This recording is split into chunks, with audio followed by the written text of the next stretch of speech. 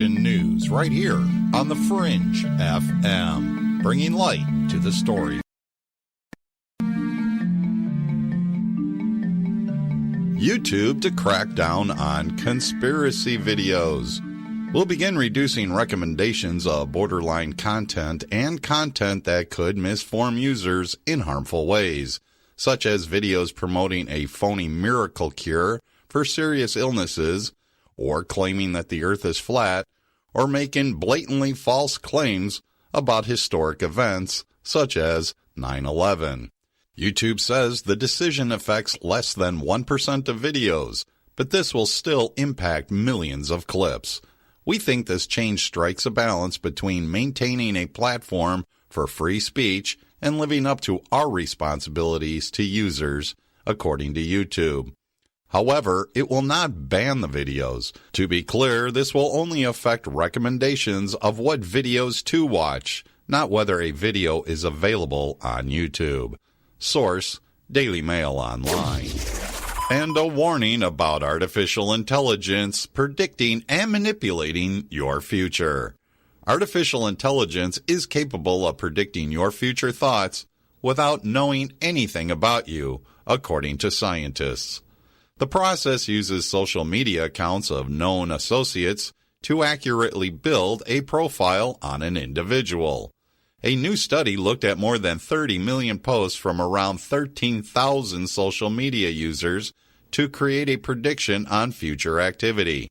The results showed that using as little as 9 friends of one user, accurate predictions could be generated. Source, The Express UK.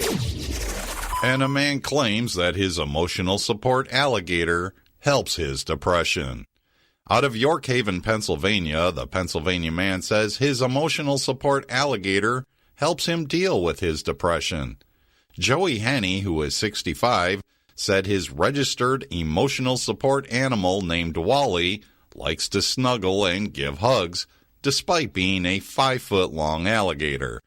The York Haven man said that he received approval from his doctor to use Wally as his emotional support animal after not wanting to go on medication for depression.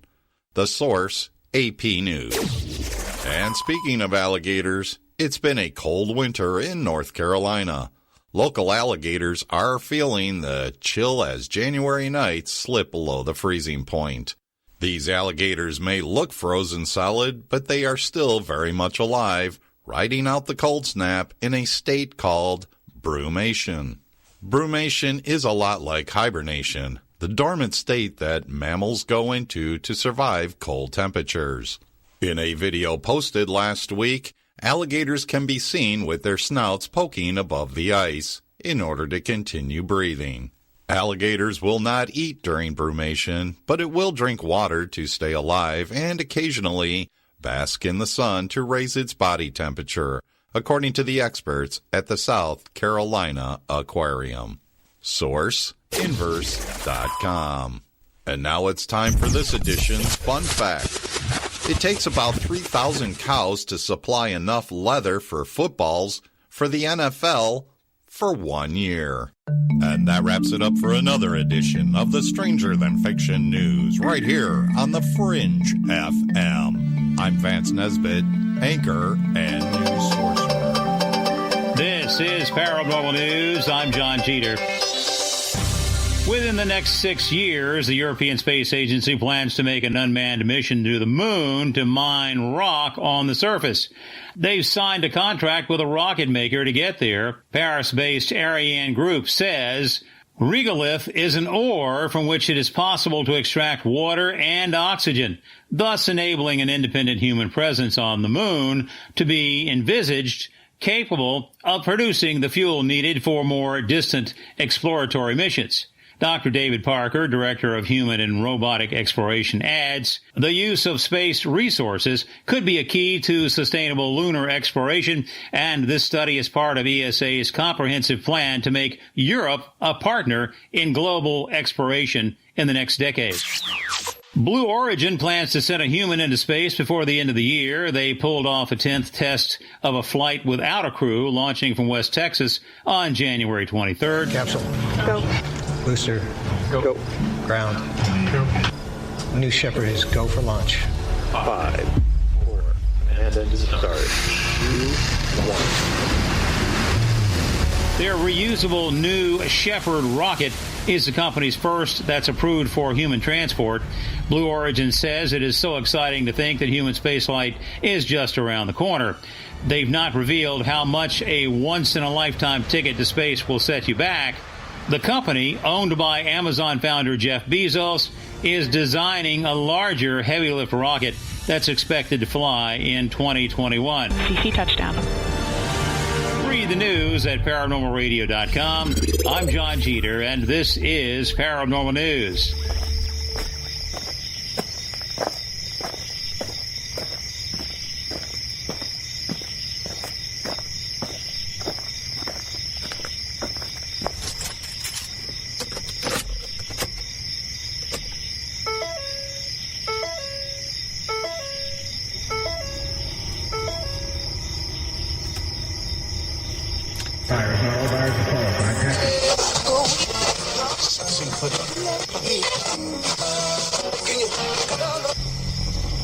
Message is being broadcast by the Department of Defense of the Republic. At 2 a.m. Eastern Standard Time, multiple unidentified objects were confirmed to have entered Earth's atmosphere. Discovery Houston, 20 seconds to LOS speed rescue. Contact, nice, in orbit. The first message that comes to you is you are a divine being. You matter. You count. You come from realms of unimaginable power and light, and you will return to those realms. The vast stretches of the unknown and the unanswered and the unfinished still far outstrip our collective comprehension. 5, 4, 3, 2, 1. Broadcasting from Forest Tower Studios, all the way from the Deep South. Now, here is your host, Joe Root.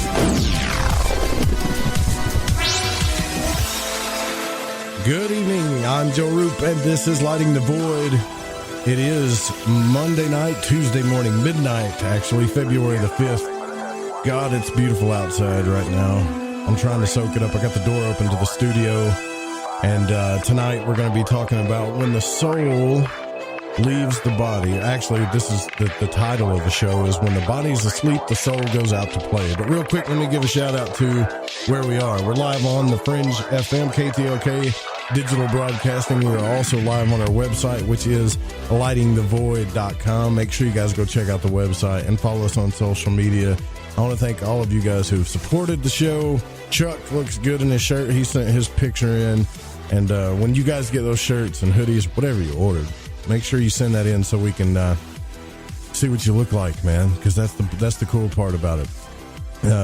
We don't make a lot of money. Like, I think we make anywhere from $2 to $4 off everything we sell, so you still are supporting the show when it comes to buying that stuff. But the cool thing is, man, is you're really supporting the show because, I mean, it's like a walking billboard with a magical sigil on it, and some of the graphics Eric did are really cool. And all of that stuff goes to Eric, which is also the guy that did the Shadow Light Terror. We had him on the show. But tonight we're going to focus on that topic. I know I wanted to get away from the Super Bowl stuff because I know a lot of people are talking about they're looking for the signs and signs and wonders in the Super Bowl. The only thing that I learned from the Super Bowl was that it was boring.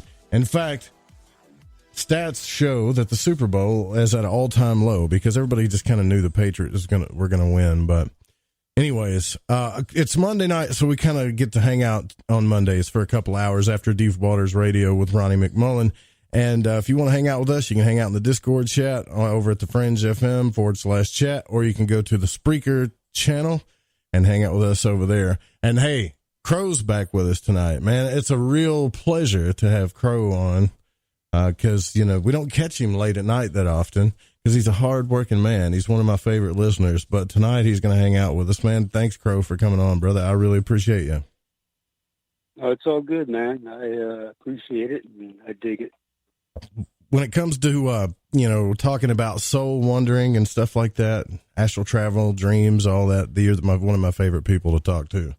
I didn't think we were going to get to do a show tonight at all, though, because I'm a vampire, man. So I go to bed about 6 a.m., 6:30 to 7 a.m. after I've done everything, uploaded what I need to upload, check all the other shows and whatever else I'm working on. I'm just constantly trying to catch up. So I end up falling asleep about 6 o'clock in the morning, maybe 7. And as I was falling asleep, right as I could feel my body going into REM sleep, I do this every night. I try to make sure that I don't pass totally out, so I can play around and try to astral travel and stuff. And I got right in between that state, and what I heard was just boom, the biggest explosion I've ever heard in my life, right next to my house. And the first thought I had was, oh no, since we heat the shack up out here with butane, I thought that the studio was done for. All right. So my son's getting ready to go to school, and he says, Dad, what in the hell was that? And I go outside, I come back in, I can't find out what the explosion was. I don't know what it is. So I'm kind of freaking out. And he tells me, he said, Dad, all of the power is off. And sure enough, I look up where that little transformer box is. And you know how they got those big fuses, Crow, that's attached to it? Oh, yeah. That thing it kicked it off. And I'm like, okay, so something blew this thing up. So I'm thinking, no problem. I'll just call the power company and everything will be all right. Now, this is kind of funny because we just did a show about the end of the world and what we do and all that stuff, right? So I go into the house, and I don't have a cell phone. I got rid of my cell phone service. I just don't have one. I have a regular phone. Imagine that. Probably one of the only people on the planet with a regular phone. But when your power goes out, I just went back to the 80s, like in a second. So I had to go across the street and knock on doors until somebody was home. And of course, since I'm a vampire, everybody's at work, so nobody's at home. And I'm thinking, great, now the power's not going to come on. I got to produce a couple of podcasts today for some people. I've got to do Ronnie's show. I've got to do my show. This sucks. And when a transformer blows up, you don't know if it's something wrong. A lot of times it could be a bad transformer. That could be like a day or two. You don't know what it could be. Yeah. But what I realized was that I couldn't sleep until I knew that I could light the shack up. I could light the studio back up. And so I just sat there outside with nothing to do. And it took me hours to figure out maybe I should read a book. And that's what I did. And I got to tell you, man, with not having power, internet, nothing, absolutely nothing, it changes everything. It just does. It changes everything. Like 28 days later, man, you wake up and everything's gone. Nothing works. And I couldn't open the fridge either. I wanted to get a drink because couldn't open the fridge because you don't know when the power is going to come back on. So you don't want to ruin that crap. Right. Right. And we got a generator out here, but I wasn't going to go to the trouble of firing all that stuff up. But it just dawned on me. It's like, I just did a show about this. Like, if we all didn't have power, what would we do? And I just realized I got to get a wind up ham radio, man. I got to get one of those things that you wind up, to use the radio. Yeah. I got to get one of those. I've always wanted to get one of those. Yeah, those things are pretty neat, man. But my dad has all that kind of stuff. He's got a wind up radio? Yeah. He's the one that taught me about survival, man. I got probably about 6 cases of MREs here, and I always have a couple of pallets of water just in case, and I rotate the water out so it doesn't just sit there.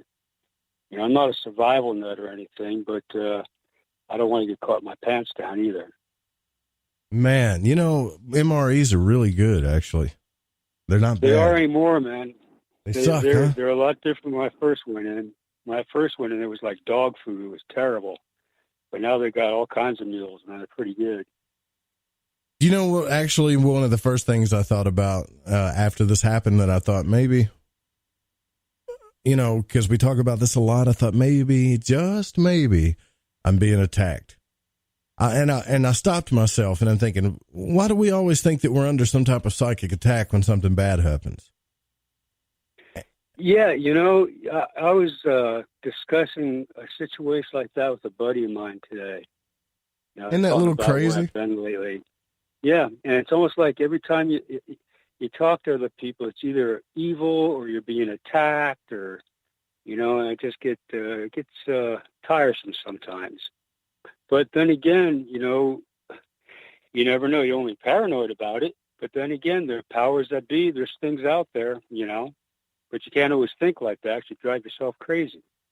Yeah, no doubt. Yeah, and that's my whole point on that is, you guys, please stop sending me messages. Look, if you're under attack, I know some of you are like, why does he keep talking about this? Because y'all keep sending me messages about it.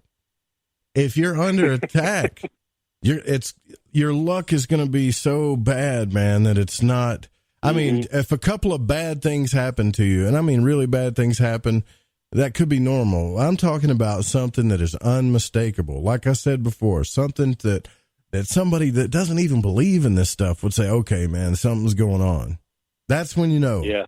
And until that happens, just do your normal thing, say your prayer, do your meditation, your mantra, whatever you do, and crack on, go on about your business. Looking over your shoulder all the time is not a good way to live. No. Real quick, I want to follow up on this story that unfortunately it's still going on. One of the reasons why we do Lighting the Void is so that you can be aware of your own innate powers, spiritual powers, your own some occult knowledge that's been hidden from you your whole life, so that not to make you megalomania, not to get you all full of ego, but to get you more empowered than you usually are and not so afraid of some of these secretive type things anymore. And another reason why I talk about this is because we get dependent on people, right? I mean, we do. We get dependent on our pastors, our parents, our preachers, the radio show host, the TV show guy, this guy that writes this blog, that blog. And a lot of people reach out to mentors for spirituality. I mean, it's a given. There's no way around it. But I think some of you really need to understand to tap into what you have inside you. And that's because I'm bringing up this John of God character again. This story has gotten so deep, man. It's getting so insane that I really can't believe that this type of evil is in the world. So the first thing that we understood about John of God was that he was this faith healer, and that he sold crystals, and that he was on Oprah, and he was one of these big time faith healers type guy. That's all we knew about him. Right. And then the story comes out that he sexually abused women and raped women. All right, so now we've got a scandal, which whatever. That kind of happens in this community. It happens in a lot of, let's just say it happens to a lot of big name people. But the story goes on. Yeah. The next thing I find out is, and we talked about this with Ryan, I don't know if you remember this, Crow, is that they're baby farming, that they're selling babies. Right. And then it gets deeper. What is this girl's name? The first girl that came out to talk about it, I believe her name was Sabrina Bittencourt. She's Brazilian. And she was one of the first people to speak out, went to the police, and told everybody what was really going on with this guy. Well, Saturday night, she took her own life. Oh, man. Saturday night, she took her own life, yeah. And let's talk about the psychic attack thing again. This guy, this John of God guy, is one of these type of people that could tap in, that could tap into some of these powers that we talked about, some of these occult and hidden things that we talk about. He when the police were interrogating him, he even caused paranormal activity to happen. And if you guys just look this up as John of God, I can't pronounce his Brazilian name, so I'm not even going to try. But back in 2010, and I'm going to play a little clip here if you guys remember when he was all rage. And if you've been to any paranormal conferences, you've seen his table with his crystals and all of that stuff. Well, this story goes real deep. And after I play this, I want to talk about what a real psychic attack can do to certain people. Like, here we go. You describe yourself as a spiritual medium. What does that mean, a medium? médium, eu sou espiritualista. As a medium, he's a spiritualist. He believes a great deal in God, and he practices this mission already 55 years. God, do we all have the possibility in our own way to be a medium for God? Todos nós somos médium. Everybody is a medium Pratica o bem. who practices good. And we are all children of God. And each person has their mission. Yes. The first time I saw it today, I was humbled by the Ela experience. disse que quando ela viu primeiro as pessoas hoje, pouco, isso aqui pertence a você. because a little bit of this belongs to you. A part of this belongs to you. How so? I don't understand. Because you are human. Well, could the entity tell me, what does human energy look like? Because as I understand it, each person that comes before you, the entity sees the energy of that Nós person. temos a áurea. We have an aura. We have Energia. different colors in our aura. So human energy looks like colors? Sim. Yes. Várias cores. Various different colors. What does something like cancer look like when you see inside? Quando vê aranha, Sendo da vontade de Deus, não. when he sees cancer, Deus é sobre todas as coisas. he starts asking that this be taken away, be removed, being God's will. Because it is not he does not have the power. It is God who has the power. And he prays to have the person's cancer removed by God, if it is his will, if it is God's will. So you guys go all the way to this. If you find this on YouTube, you'll find that everybody out there is dressed in white. It looks real cultish, right? Even this John of God guy's dressed in white. He got Oprah to dress up in white, and people were coming to him and like hitting their knees and trying to get healed. And he's got this look and this look about him, like, you know, that look one of those really good car salesmen have, where the light shines in their eyes and they got white teeth, you know, and they just get you, right? Well, see, this guy was tapping into the energies that we talk about, then got a humongous cult following, just like some of the people that are being followed down this community. And while all this is happening in the background, he's abusing women, raping women, selling their babies, and even been accused of murdering the women after 10 years or so. This woman, what's her name? And I don't want to pronounce her name wrong because it could be a Brazilian, but it's Sabrina Bittencourt is their name. Speaks out, has the courage to come out because she knows the difference between right and wrong, goes out there. And when people like this have friends like Oprah and others, and I'm not saying Oprah's his friend, but they have power, you know, like when you go out and you speak out against things like people like this, bad things can happen to you. And so she did. And the guy got interrogated by the police. He got arrested, and hopefully he's going to get charged. Oprah withdraws everything that she's ever said and said, well, I hope these people get justice. But meanwhile, this woman is so depressed, she ends up killing herself. And I don't know if it was the depression. I know that she got death threats from it. People were threatening to kill her for releasing this information. So when I talk about psychic attack, this is the kind of stuff I'm talking about. I guarantee you that this evil bastard was psychically attacking this woman in every single way.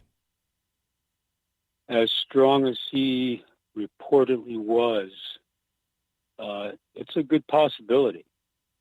You know, there are people that are strong that can curse an individual and bring about things like that quickly, depending on how strong they are and the power they're tapping into. Plus, say you have more people behind you that want to say are involved in this in a cover-up, and you get 10 people together, whether it's a circle or all with the same thought pattern directed at this person, it's a good possibility. You have all that energy directed at one individual. It can happen. That's right. I totally agree with you. I do believe in that. And that's why we talk about these things. Like, I don't like talking about conspiracy too much because I believe that I just got told this today too, by the way, by a person I really care about that said, I want to do a radio show about empowering people and teaching them occult knowledge, but the blowback is too much. It's too much because they want to be scared. They like shows that talk about their enslavement and stuff. They don't like shows that talk about empowerment, that it bores them. And right. You know what, man, I don't believe that. And if you guys really want to keep doing that, that's fine, man. But I think all it takes is one experience. I can talk till I'm blue in the face. Crow can talk till he's blue in the face. But until you actually are willing to try some of this stuff out, and I'm not talking about invoking Lucifer. I'm just saying, maybe do a little bit of Bob Monroe stuff or try some banishing rituals or maybe some mantras and really tap into this energy and know that it's there. A spark will hit you, man. Experience it. Yeah. You'll be like, experience it, man. You got to be open to it. You got to be open to it. I remember years ago when I first started getting into the metaphysics and things of that nature. And we had a Christian that lived across the street from us. And he wanted to do an interview with me because he's doing a paper. And he, talked about, I believe in telekinesis and soul travel and precognition and all that neat stuff. And he says, well, do you ever think that's the devil's work? I looked at him, I says, why is it with you people? Anything you don't understand is the devil's work. I says, you might as well go back to your cave when there's a lightning storm out there and pray to the gods that they're not angry with you. I never talked to him again, man. I ran into that stuff a lot. Really? Yeah. Oh, yeah. I mean, I'm not anti-Christian, but, I was raised a Catholic, but I broke away from that. But not everything's negative. If you want to get scared of stuff and all this creepy stuff, that's cool. That's fine. But along with all that creepy stuff and the negativity is the positive stuff. How to protect yourself or empowering yourself. It's a two-way street, man. Yeah, because it gets insane. Is bad. It gets insane because I think people get addicted to it. People like Ryan and Clyde Lewis and other folks, they're really trying to, show you some of the symbolism and some of what's going on. So you're aware of it, but not to be afraid of it, man. Not so you live in fear, but just to be aware of it so you can guard yourself, you can guard your mind and empower your life. But see, this John of God guy, and the reason why I bring this up is because when we do decide to tap into our own spiritual power that we have that comes from source or wherever it comes from, we end up, for some reason, no matter what our experience is, we end up latching on to somebody else, somebody that talks as if they know, somebody that inspires us, and we reach out to another person instead of going inside ourselves to tap into our own power, which is natural. Right. Well, you got to remember, too, when you have a mentor and you're always tapping into them or putting them on a pedestal, you got to remember if they go dark or what are you going to do? Going to the dark side, you're going to be sucked into it, too, without realizing it, thinking that you're doing good. And with this John guy, maybe at one time when he started out, he was for the better. But I've seen it happen. I've seen a very great person that was very, very strong. But power corrupts, man. Power corrupts. I think you're right. Yeah, that's kind of a preconceived notion to think that he just jumped in there and he was already evil, Right.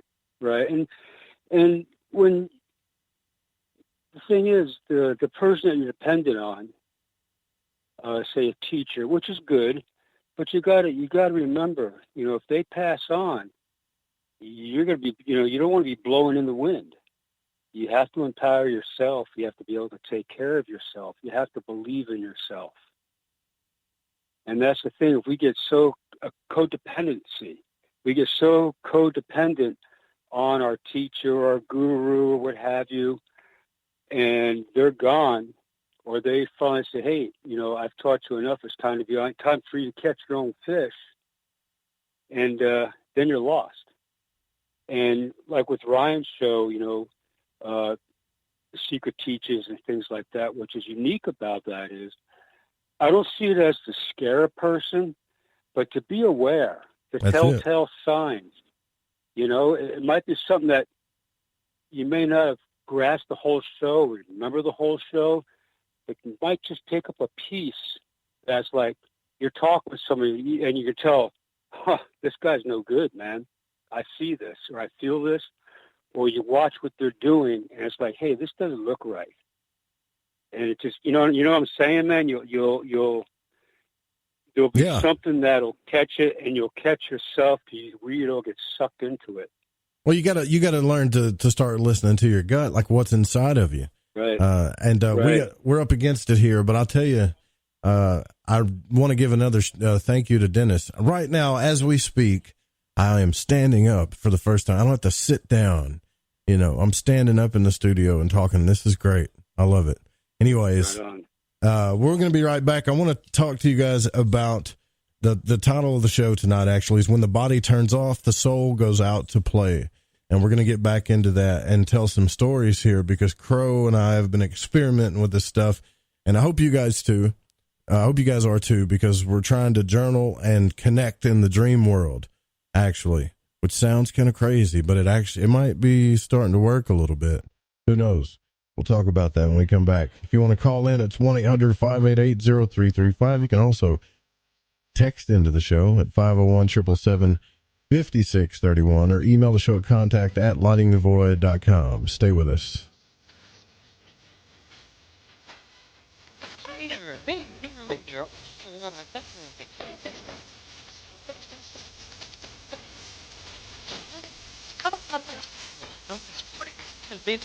The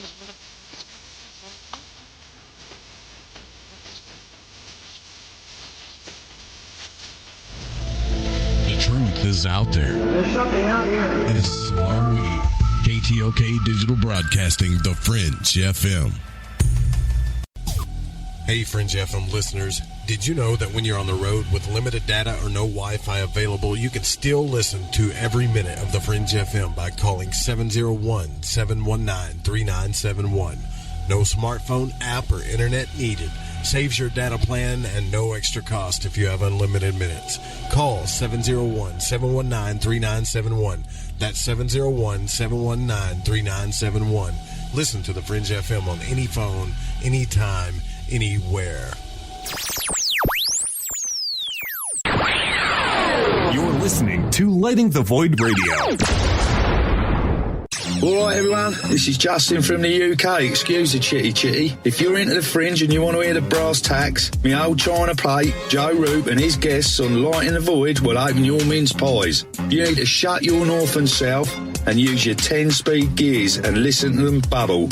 You could hear a Barry Crocker, no Brussels, but he ain't no holy friar. Anyway, you beat a Barnaby Rudge and take a butcher's. Are you intrigued by Paranormal Talk Radio? You'll love the new Paranormal Radio app from TalkStream Live.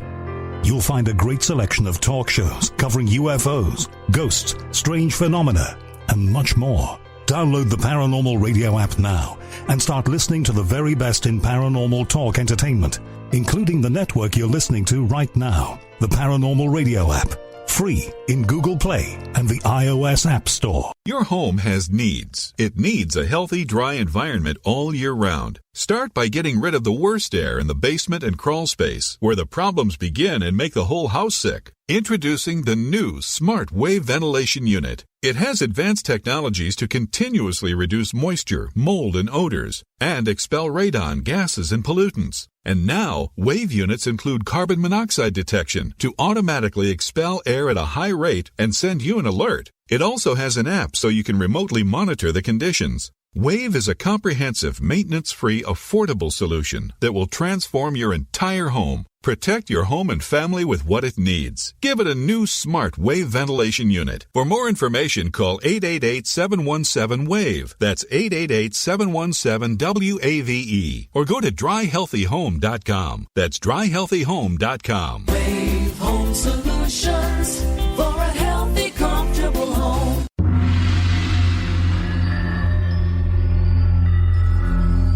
Greetings, galactic community.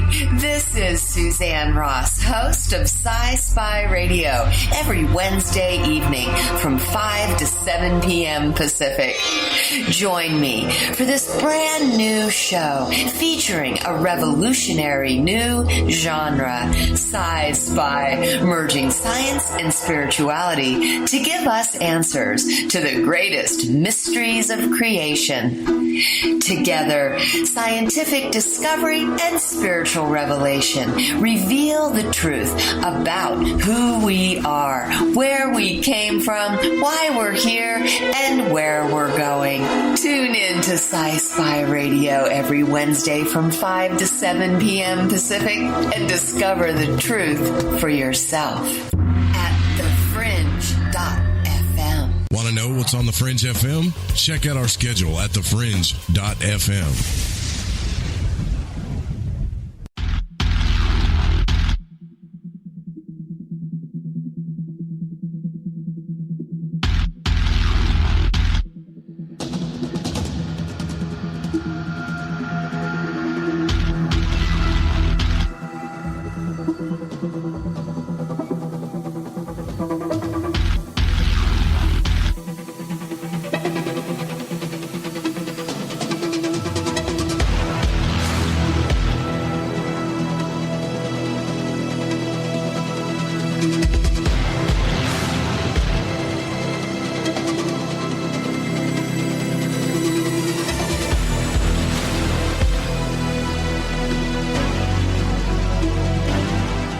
So one of the things we have on the network is we have a few, obviously you hear them all the time, commercials and advertisements we play. And thank God for those people because they keep the station running. Radio isn't like what you think it is anymore. It takes a lot to keep this stuff going. So between them and your support, we're still here. And if you happen to get any tea from Ronnie, like get the tea.com, which you should be taking that stuff regularly, by the way. God, I can't even talk about it. Did you know that? I'll tell you about that in a minute. And the CBD oil, you guys get that stuff and let them know, man, that, the Fringe FM sent you. He should have something up there like Joe Roop or the Fringe FM or something. But did you know that we can't talk about the kind of things that that stuff does for us because we can get him into trouble? He gets into trouble if he says, even if it's not him, like even if it's somebody that said, hey, I took this stuff and I lost this much weight, it's crazy the types of stuff that the power is doing right now in these industries. Pharmaceuticals pharmaceuticals do not like things that they have no control over that work. Yeah, it's not fair, man, because now he's like, I guess you could say the Robin Hood of the health industry, but he's limited to what he can say, or they're just going to keep taxing him with fines. And these people are in cahoots. But anyways, just give them some love and tell them, that you heard it on the Fringe FM. So one of the things we talked about doing on the show a long time ago was we talked about doing astral travel and dream experimentation, where we would try to do what the Monroe Institute has done, where people can journey together or they'll end up meeting each other in these realms. Now, one of the people that have actually attempted to do this is Crow. And every now and then he'll send me messages, and he's actually attempting it and trying it. And so am I. And I think you've ran into some barriers, which I find pretty interesting. But go ahead and tell me the last time you attempted it. What happened, Crow? Well, let's see. Just the other night, I rolled out, and I got out. The one time, maybe step back a little bit. A couple of nights back, I had you on my mind, programmed myself to go see Joe. Okay, I want to meet you. Now, I've done it before with my martial arts class, but I'll get into that later on. If somebody wants to ask me a question about why I was able to travel with another person, there's a thing there. Anyhow, I'm traveling over these woods, and it's dark woods, it's nighttime, and I'm following a road, and something was with me, whispering in my ear, was soothing. It felt good. like, just almost like keep going where you're going. Everything's fine. It wasn't scary or creepy, and I wasn't wigging out, and I got onto somebody's back porch, and there was like an old sink out there, like white cups, like coffee cups, and like their back window had that lattice on there, that like lattice woodwork. I saw two people in there doing dishes. So I tried rattling cups, maybe trying to make some noise, whether it's working or not. And that wasn't working. So then I decided to come home. I'm coming back. And I get back in my body, and I got like sleep paralysis. And I started hollering for my son, because he understands if something follows me back. We have the things that we do. And he come in my room, and it was like a black shadow standing at the edge of my bed. Now, what I saw was like a purple outline, but it looked like it had like 4 or 5 arms.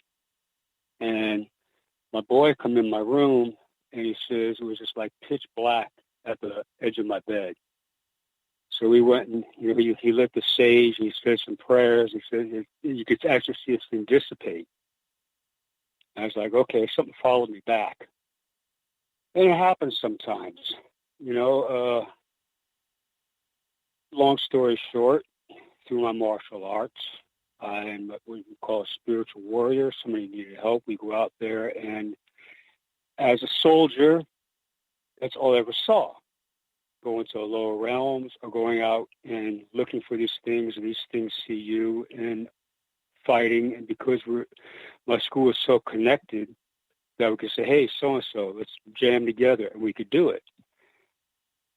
Doing what I'm doing now, experimenting a different way, going to a different realm, or working on doing a different type of outer body, or going to a different area, it's kind of unique. The other night, I got out, and I asked Joe if I finally got to a studio, because I got into this room, and there was like a bookshelf, and it looked like these white boxes, like computers, like a row of computers or some sort of technical equipment, and the lights were blinking. It was like, oh, cool, man. Maybe I'm in this shack, man. Maybe I finally made it. So I wandered around a little bit, and I floated up, and I'm over somebody's bed, and they're either in like a white sheet or a comforter, and they're sitting, they're laying there sleeping. Well, I thought, well, maybe that is Joe. So then I, came back to my body, and I talked with Joe a little bit. I wrote him, I said, wrote you, bro. And I said, I don't want to invade your privacy or anything, man, but I think maybe I might have got to your place this time, and it wasn't your neighbors, But I've been trying it, and Barb in Dallas gave me some really a good pointer of Barb in Dallas, lower realms. Barb in Dallas from the Discord chat. Barb in Dallas. Yeah. And she said, before I go out, think of something really good to raise your vibrations. So I started doing that. And when I come out of body now, I'm not greeted by a ghoul or, a shadow being or any of this other crap that, I've been used to hunting, because that's how I was trained. I was trained to hunt. That's all I knew. I wasn't out to sightsee. And was it night before last? Yeah, night before last, I rolled out of my body, got up, went to the ceiling, and I was cruising, and I had to have gotten above the clouds, but I saw the stars and stuff. It was really cool, man. It's like a flash. And then the only thing I could think of is I was in Europe. Now, why I can say this was not a dream, because I know. I don't use that word very often. I know. But I know I got out of my body. Yeah, I know what you're talking about. Myself there, the whole thing, right? Mm-hmm. Well, I'm out outside this pub, and it's got a cobblestone walkway, and there's some people milling about, and I'm standing there watching these people, and these three people are standing over there, and we notice each other. So I jetted up off the ground about 6 feet, and these three guys jetted up off the ground. And the feeling I got was, it's not really that special, man. I was like, whoa, who are these guys? Well, here's the funny part. Okay. This guy was standing outside the door of this pub, and he saw me. Automatically, I was on the defensive because that's the way I was trained. And it's just instinct. And I brought out one of my weapons. And I don't know why, but I started growling. And I wasn't trying to do it intentionally to scare the guy, but it's automatic. My instincts kicked in. It's like, protect yourself. And this poor SOB, man, you could see him. He just started trembling and looked at me, and he looked like white as a ghost, and he turned around and ran back inside. So I'm kind of waiting to hear if anybody saw some nasty thing outside of a pub somewhere. But I know it happened because I know I traveled. Yeah, see, that's the hard part about this whole thing is getting in control of it. It takes, for me, it takes so much. I mean, so freaking much to get to that state to where I know that I'm out of my body. Because a lot of it feels like it's a dream. Like it's right. Just a bunch of crazy stuff happening. I've had maybe two projections where I knew I was out of my body. One where I could see myself, and another one where I just know. And then when I got to that point, it was very hard for me to go places. But if I ever try to go places, here's the weird thing. That dream world ends up clashing with that I know space, if that makes any sense at all. Yeah, it does. It does. It does. Sometimes I think some of the things that I've experienced has been like maybe a lucid dream. Wasn't really out of body, but it seems so real. But when I do travel, I know that I'm out, And I would say probably a good 90% of the time I am out of my body. I'd say the other 10% maybe the lucid dreaming or whatever. When you say out of body, do you mean, because the more I study this, the more I think that the idea that we go out of our body and then we go some other place different than where our body is the way I used to look at this. But now I'm starting to think that we call it the out of body experience, but we're really going to this place that's full of all these different things where symbolism and all of this stuff kind of rules that reality, and things move at the speed of thought or as fast as you want them to. Yes. And it's all in this place. If that makes any sense at all. And I don't know that we're actually going somewhere, other than going deeper inside our own consciousness. Because think about it, right? Like everything should be everything they say, as above, so below. This is all just like we're all in this big, say for instance, in this dream, like we're in God's dream, so to speak. So when we tap into this consciousness, or what they call the kingdom of heaven or whatever, when you go inside yourself, we're not really leaving. We're trying to make our way through this hall of mirrors back to what truth and reality really is. Because this place is truly, and I'm starting to really figure this out too, Crow, is this place is truly deceptive. And I don't know if it's because there's so much chaos there, or if there's some type of entity or thing making it deceptive, but it really is a place that gets hard to travel through. You have to have a certain gift to be able to do it. Yeah, there's and certain techniques and a reason for it.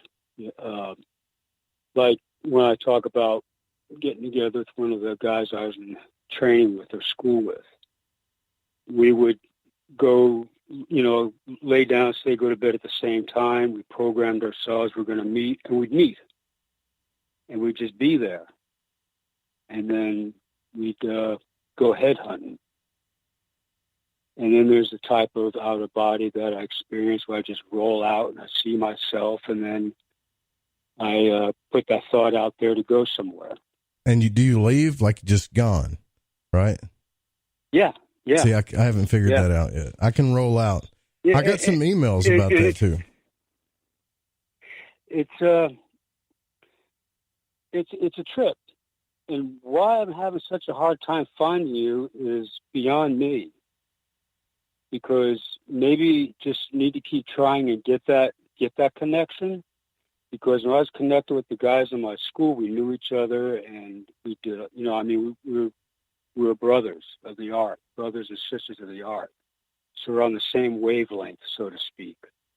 Well, how do I do this? Like, if I give away my studio, like what it really looks like in here, I've only showed a few pictures of it. I love, No, I wouldn't, myself, I wouldn't want that, because then you got that thought in your mind, okay?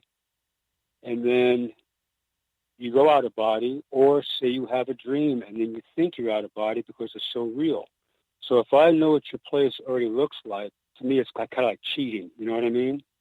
Yeah, right. And I wouldn't want to cheat. I want to be able to say to you, hey, this is what is inside your studio. This is what's sitting on the shelf. This is what's over here.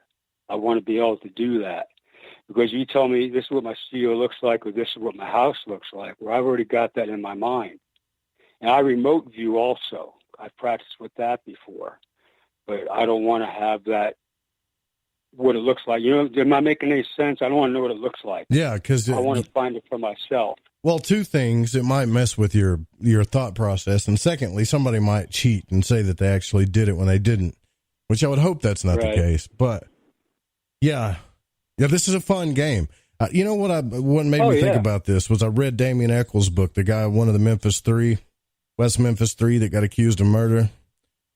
Fascinating story, man. You guys should get that book. I'm trying to get him on the show. I've reached out to his publicist, but, the guy got accused of murder and devil worship, and the people that found they had convicted him based on the books he was reading about magic. Hello. Mm-hmm. Right? Yeah. Then he's on death row.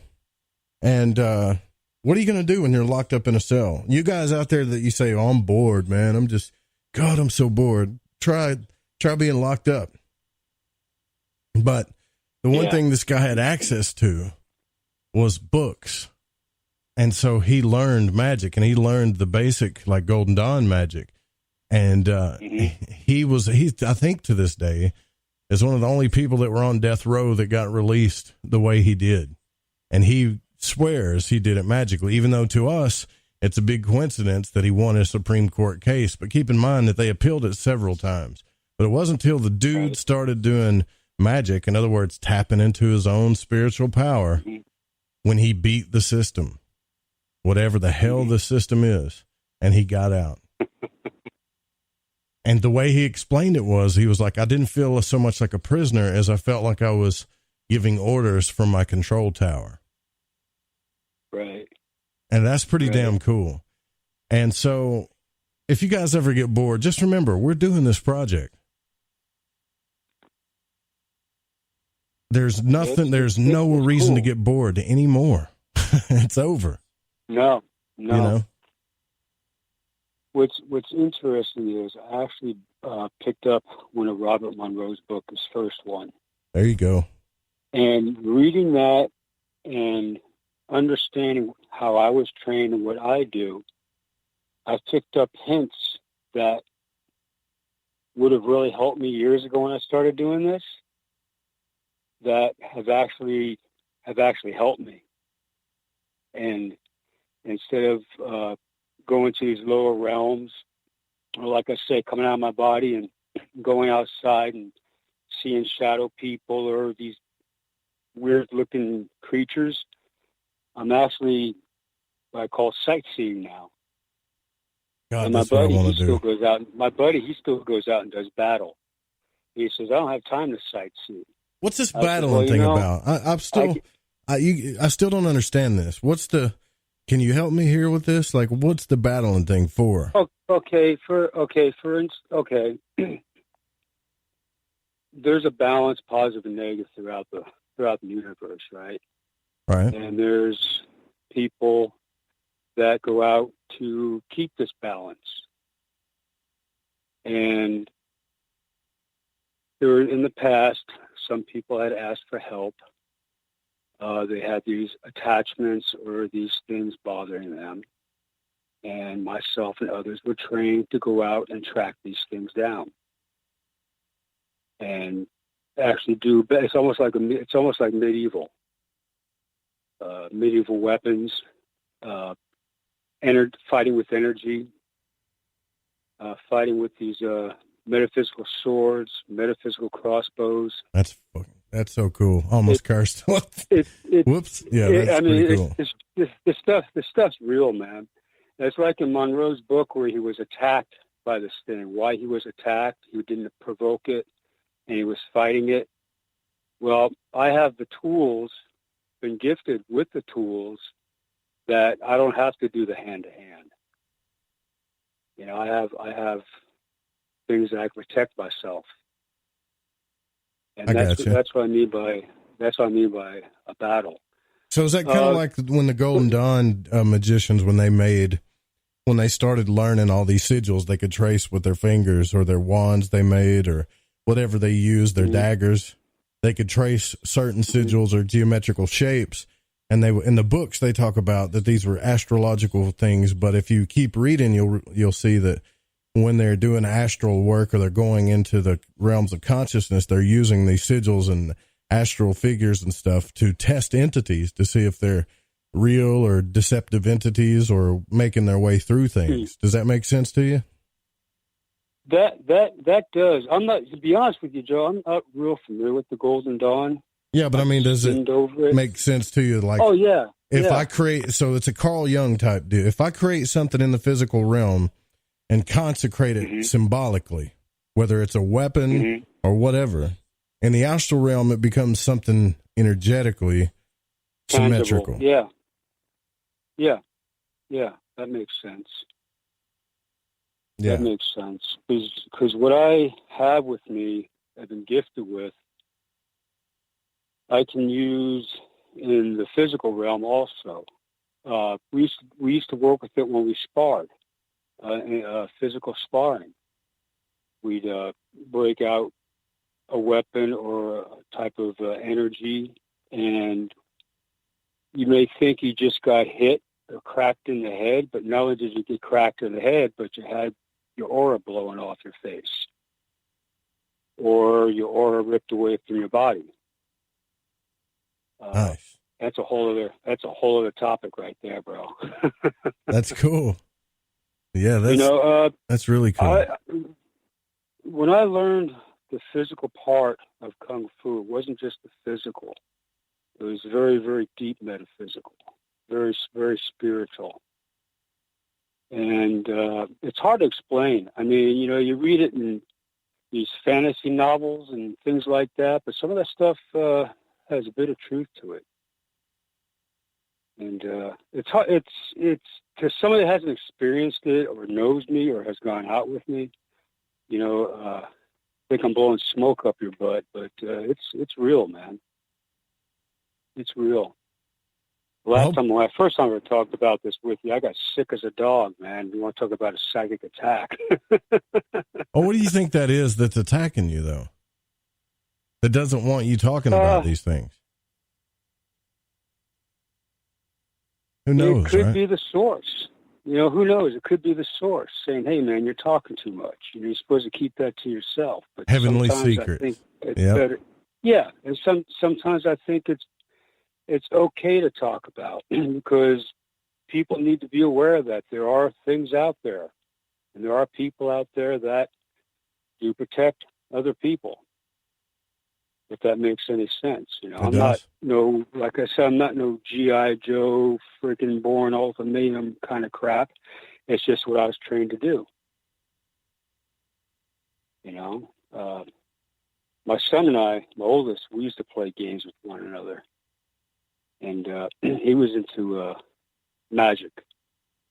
And he used to get really irked at me because I come visit him and I tell him what he was wearing, and why is he doing this and why is he doing that. So he got real frustrated with me once, and he blew up a can. I think I told you he blew up a can of peas in my cupboard on me. And he was in Virginia. We were just talking about that last night. Yeah, I'd like to hear a little bit more about this. This probably does explain a whole lot of our paranormal activity that we have now, that we're trying to figure out what it is, where people think it's demons or whatever. It could just be people, tapping into things energetically in these realms of consciousness, or the astral realms or whatever. But we'll be right back. You guys don't forget to, I don't say don't forget, this is the first time I'm mentioning it. If you have a local radio station you'd like to put this show on, all you got to do is tell them to email producer@thefringe.fm, whether it's AM, FM, doesn't really matter. Low power, we do now have a way to hook up to them. So all they got to do is email us, and then we'll give them the IP address, and bink, they just turn it on. So there you go. We'll be right back with Crow, and we're going to talk a little bit more about what happens to the soul when the body goes to sleep. Stay with us.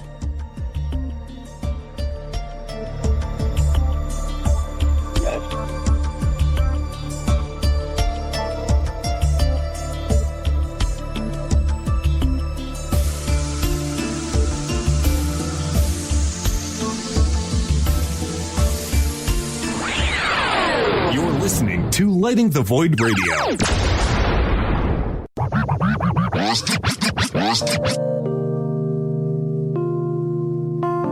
This is Elle. I listen to Lighting the Void because it's interactive radio with good content, interesting guests, and a humble host, sharing his journey through the esoteric. Hey, Joe Roop. Thanks for having us along for the ride. Thank you so much for a delightful evening. Well, I got a lot of ground to cover.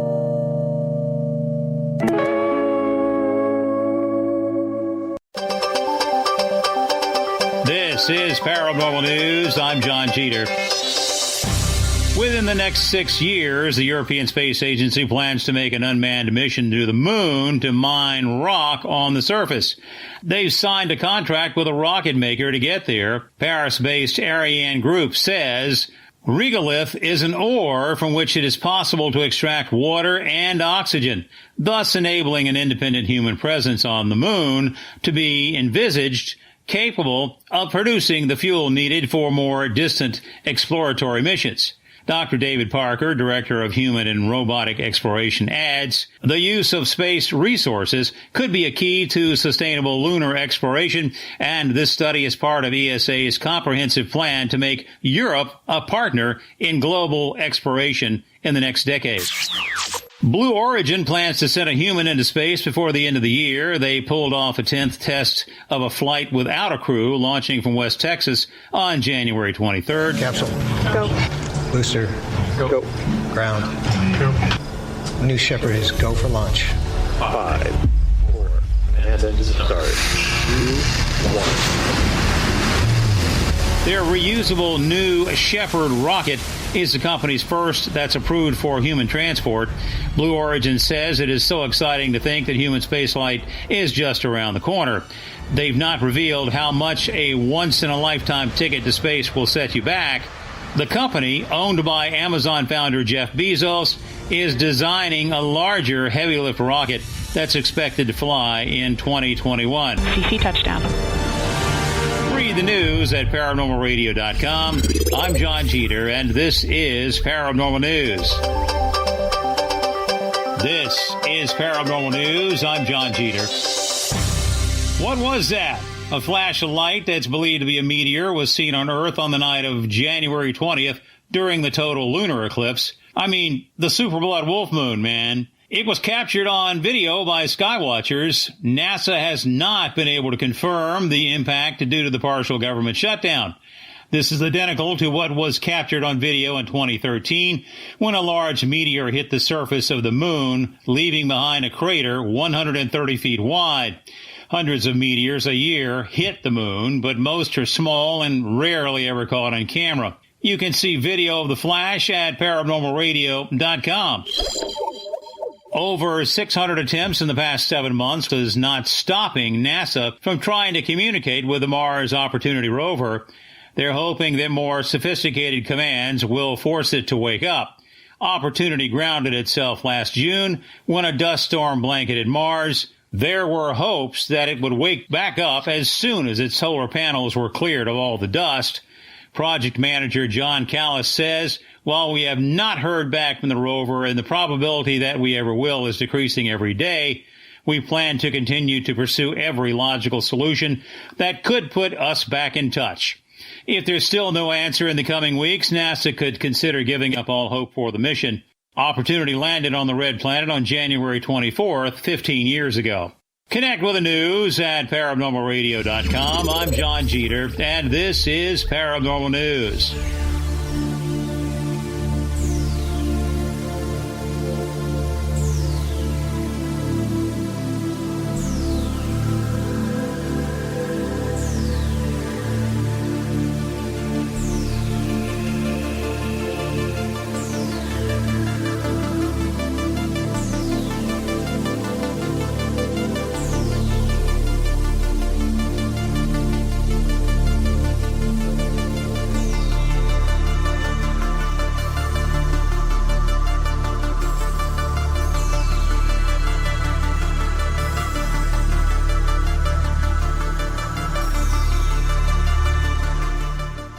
Welcome back to Lighting the Void. Hey, you guys remember the show we did about who or what is Lucifer? I knew that all of the people that was really going to trigger some people, and I wanted to see just how many of the know-it-alls were going to come out. When I say know-it-alls, don't get offended, right? Because we all think we know a lot more than I think we probably do. You know, I got my theory on this, but here we go. Here's some of the comments that happened. Mick Jagger of the Rolling Stones is Lucifer. He sang about it in a song. And then Angel says, Lucifer to me is an idea, a belief manifested for those who want to believe. Good or bad, it is what it is. Like magic intention is the beginning of all manifestations. I have to trust my own intuition.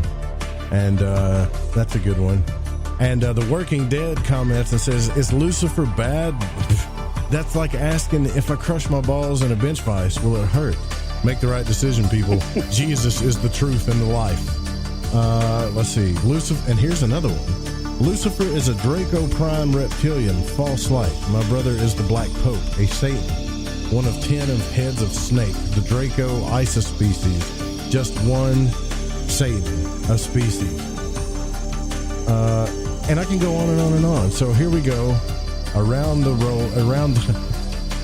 rosy, right? With everybody that knows so much about what Lucifer is. My whole point of that show is that all we know is what we've been told in our mythologies and books and religions, and all of that stuff is pretty contradicting, right? So we don't really know, and yet it looks like a lot of people do. They know a lot. They just know so damn much. Now, I'm not trying to piss anybody off when I say that, but all you got to do is pull up a YouTube video and type in stupid things that people do, and you'll watch people do dumb stuff like shoot themselves in the foot, just do the stupidest stuff that they don't think about. And these people are telling you the nature of the universe and who and all these spirits really are. And so this is why I'm telling you, this is why people reach out to spiritual gurus like John of God and whoever the hell else you're following, or whatever radio host you're always following, because deep down inside, you know that everybody's just as full as crap as the next person. And you need somebody with authority to give you guidance, because the truth is, in the void is where we really are. We've all been tossed here with no understanding of what the hell this is, and we're trying to figure it out. And so it's hard for me to trust anybody that says they got it all figured out, even if they can tap into some secrets. And the creepy thing is, Crow, and my whole point about the John of God story is that this guy, I think, really has tapped into some secrets about the color of energy, the aura, and things like that. And yet he's doing dark things on the planet. Now, if that don't freak you out, I don't know what won't. That's why a lot of people smoke weed, I think. They just don't want to think about it. Remember, the government loves docile idiots. Mm-hmm. They just don't want to, they don't want to think about it. And out in my neck of the woods, I'm happy to say, I never thought that this would happen in my entire life. In Arkansas, out in the woods, we're getting a dispensary not a mile from my house. Oh, wow. God bless America. I suddenly got cataracts, right? Yeah. That was the big thing here for a while, man. Somebody real healthy all of a sudden had a bad back. So in the name of democracy and capitalism and all that good stuff, certain good things are happening. You know, they figured out, damn, Colorado's making a lot of tax money off this stuff. And so all the other states want in. Yeah. Well, I never understand why it was okay for an individual to come into work the next day, hungover, throwing up, feeling horrible, and everybody laughed it was okay. But the guy that goes home at night, takes a couple hit off the bowl or a joint, comes to work the next day, and he's completely normal, no hangover, wide awake, ready to go, is the bad guy. Yeah, no doubt. It just all comes into acceptance. But like anything else, everything in moderation. If you're going to sit there and smoke dope and stare at the walls, from the time you were 14, which we all have, we've all done that. I'm not going to lie. They still drug test, though, in certain jobs, though, because it's not federal. Some jobs don't care, like where I'm at. They, whatever you do on your own time is your own time. But then there's other places where, you got to jump through the hoops to get hired. And depending on the position, you're always, liable for a drug test. Dude, I'm telling you, man, I've got people in my town that I know for a fact when I grew up with in high school that they would get high off anything, telling me the way the universe really is. And these are the same people that would take a towel and put a towel over the top of a potpourri can and spray so the towel would catch the potpourri so they could inhale the fumes and get high. Just killed mass quantities of brain cells. And now they know the answers to everything. Get the hell out of here. Yeah. So, and they laugh at me because I talk about these astral travel and dream interpretation and remote viewing and stuff, and they think it's just, oh man, it's crazy. And I'm like, didn't we used to party together, man? Like, didn't you used to inhale potpourri through a towel? Like, I'm not, you know what I mean? I don't know if you're the right person to get all of these answers from, all of these spiritual answers from. Right. Thank God, again, I'm saying they're putting a dispensary up the road for me. I don't understand it, why they're putting it out here, but they are. So, back to what we were talking about. I want to tell you guys, too, go grab one of those T-shirts. Crow got one. We've got new T-shirts. They look good. Chuck looks good in his. There's some people got some hoodies. I want to see what they look like. There's long sleeve shirts. Man, there's hats in there. They're different. They got Eric's artwork on them. They got stuff on the sleeve. Crow got one with the red moon, the blood moon on it. Can't wait to see what that looks like. And it's all done through PayPal. Your money's secure. As soon as you put your order in, they print it up for you and they ship it out to you. So it's not like, I'm not one of these people where you're like, man, I ordered a shirt like 3 years ago, dude. I never got my shirt. No. It's not going to be like that because I have another company that does all of it. So as soon as you put your order in, they do the rest. And that's why we don't make anything off of it, because they do everything. But that's perfectly fine with me. And I can't wait to see what that shirt looks like. And if it don't look at it and you don't like it, there's an option to refund too. Just don't, try to refund it with a hole in it or after you got ketchup and mustard all over it and then you want your money back. So you were talking earlier, Crow, about how you used to travel with your son, which that kind of reminds me of Dr. Stylianos Ateshlis in his book, The Esoteric Teachings, where he talked about that he taught his 6-year-old, I think it was a 6-year-old grandson, not his son, his grandson. And they would travel together and they would go into the ocean and play with animals and whales and all kinds of stuff in the ocean, which I thought was pretty cool. And then his son would come back and talk about everything that they did together. Like he taught a kid how to do this. Well, kids are very open-minded. They haven't been shut down by society yet. And if the parents are open-minded, the children are going to stay open-minded and be able to learn without all the mental blocks some of us are, put up over time. Like the old, it's your imagination, or that's the devil's work. It kind of shuts you down. Well, my daughter, she was over this week. I got a 10-year-old daughter, and I was talking with her, and she'd like to learn. And I'm kind of, how you say, not yet. You know what I'm saying? I kind of want to protect her, but at the same time, she's at that age where she does believe and she does have sight. She has seen things, and she's seen the same things I have before, spirits. And I've never shut her down. And, speaking about that, I think it'd be kind of cool to teach her. I think it'd be a trip, because she's so, just like both my boys are very open-minded. Well, do you run into these things? Last week I did do my confession how I got molested by an Elvira entity when I was 8 years old. Do you run into that a lot? Because I think that would be one of the reasons why you might not want your partner to go in there with you. If you read Robert Monroe's book, he was a married man, and he talked about how, he would try to resist all these female energetic forms in the astral realm, and eventually he just decided, you know what, I mean, did you read that part yet? Because I don't want to spoil it for you. No. I'm about 3/4 of the way through. I haven't gotten to that yet. I just got through the part where he was fighting that entity. He had to figure out a way to protect himself. Well, I'll tell you what, man. Hand to hand with it. I'll just let you know that he caved, but then he figured out how to get past it.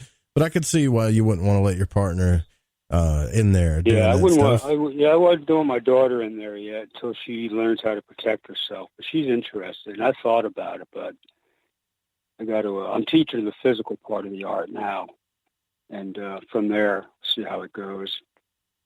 And in his second and third books, he talked about his buddies, like he started meeting his soul family. He started realizing that he was bigger than he really was. And man, I could talk about this stuff and not really spoil it for you, because there's so much in these books.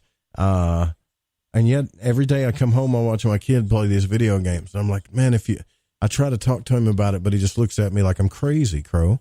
I say, if you only knew that you could really do what you're doing now with your consciousness. And he's like, oh, here we go again, And I'm like, you get off the video games, Yeah. Yeah, my one boy is with me. He's my roommate. We're tight, and I could depend on him. Like when I came back and that thing was in my room, he was Johnny on the spot. He knew what to do, which is kind of cool. I'm just glad he wasn't on a video game. Probably never heard me with the headphones on. Yeah, my dad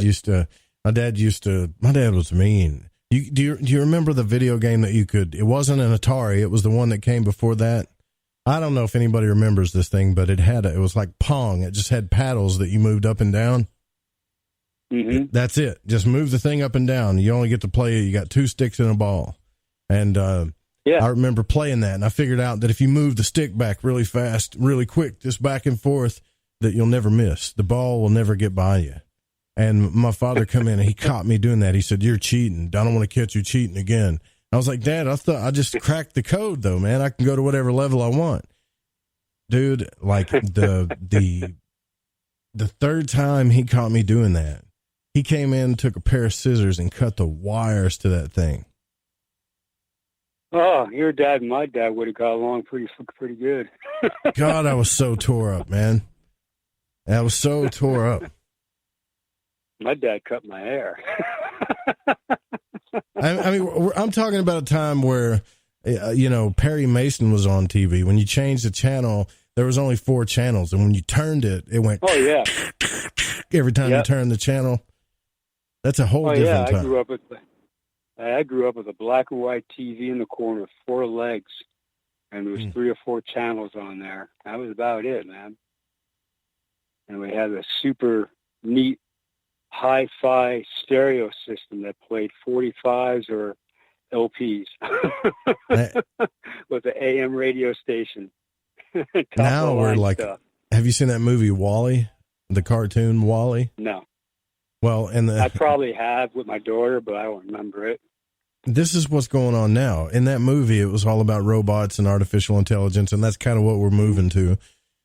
A life of convenience. And in that movie, these people had hovering chairs that had screens in front of them. So they were all like super fat, riding around in these hovering chairs with touch screens in front of them. We're so close to that right now, guys.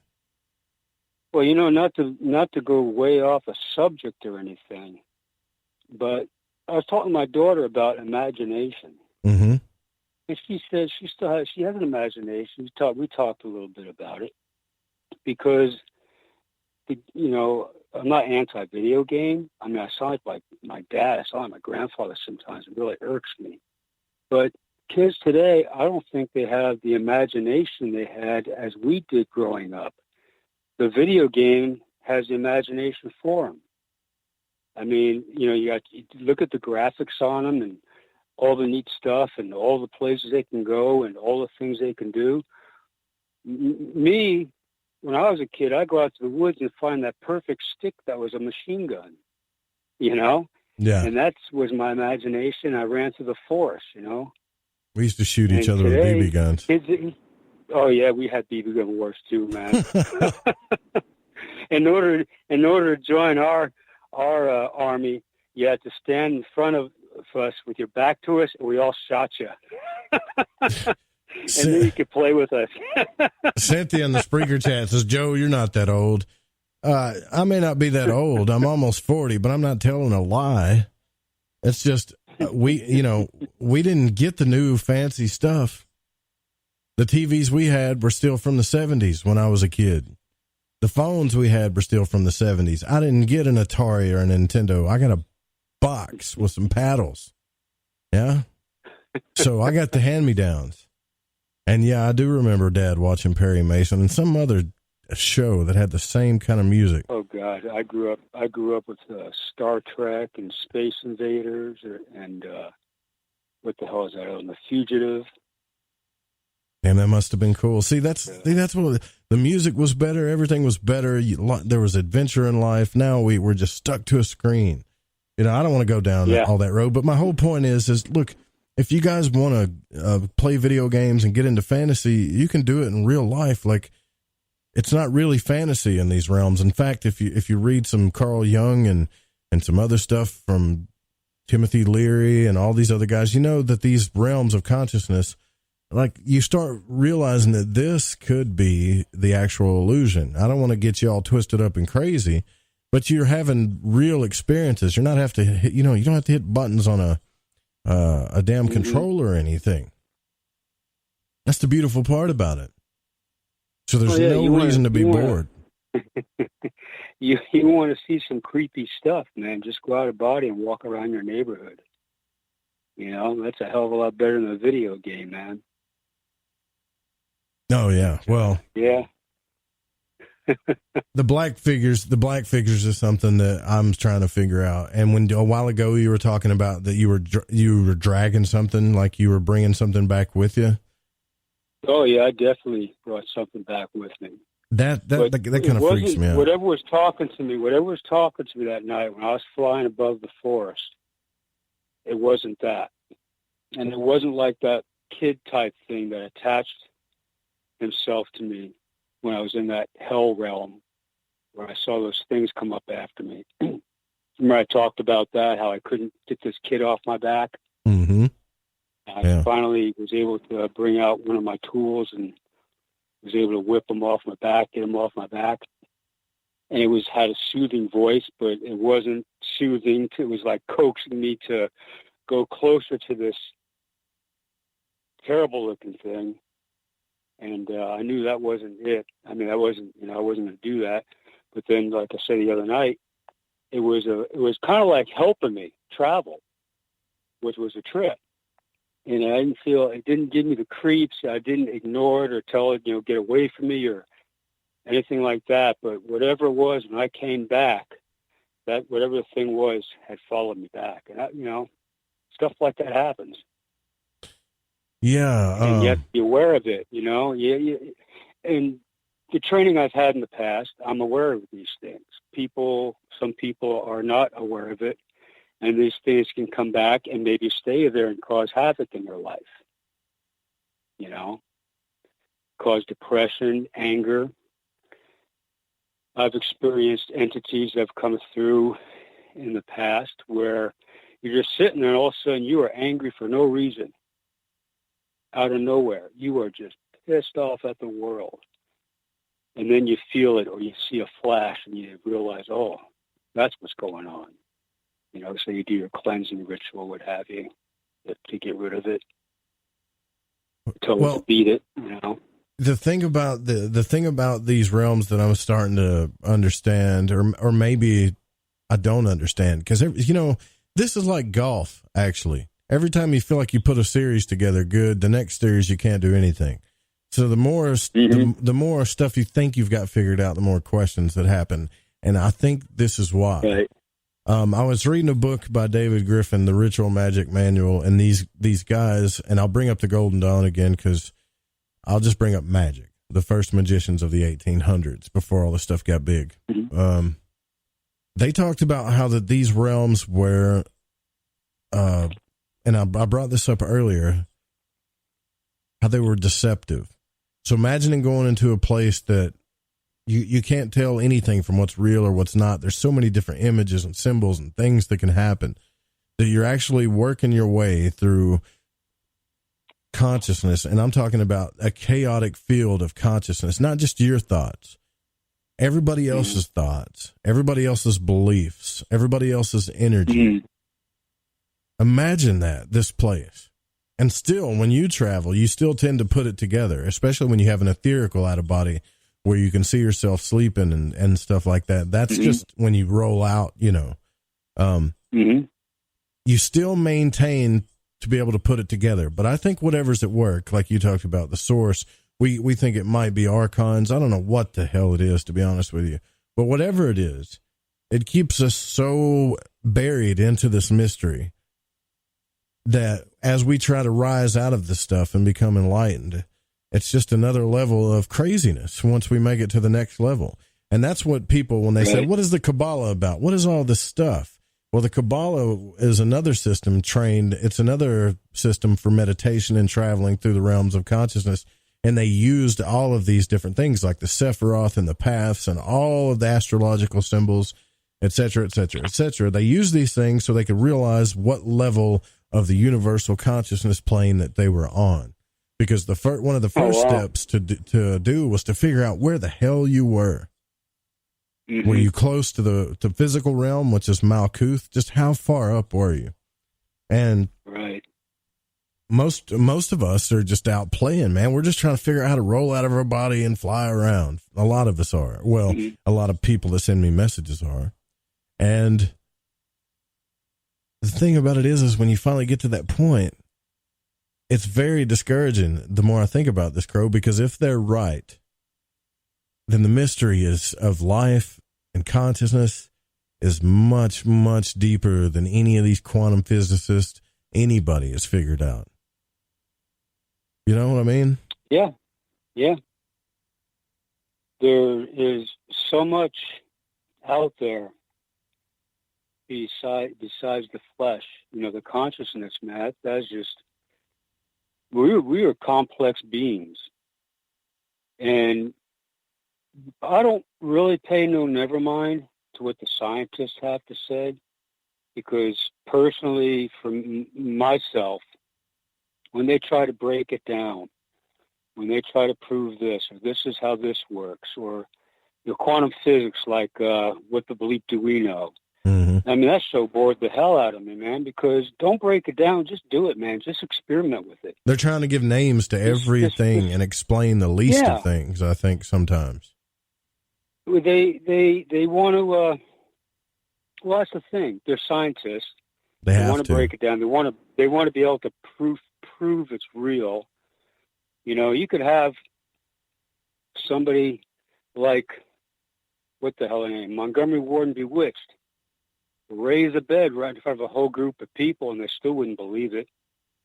Somebody would say, oh, there was something in a drink, or it was a mass hallucination, or, you know, and then they try to break it down. And when they break it down and they start doing all this experimentation of using these gosh darn 5-syllable words, it takes the mystery out of it, man. Yeah. You know, the mystery is the cool part about it. It's cool to figure it out. It's cool to figure out where we are, where we're going, what consciousness is, what astral travel is, what magic is. It's cool to figure it out. But when you start putting words to it and definitions and breaking it down, to me it takes the fun out of it, man. You know,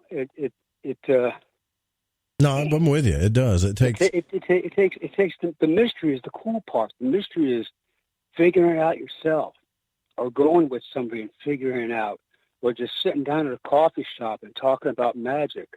You know, don't break it down to these 6-syllable words, man. And this is how this atom works, and this is how it responds to this atom. The heck with that, man. It's the mystery. It's the cool thing of figuring it out, but figuring it out in your terms. You know, that's how I feel about it.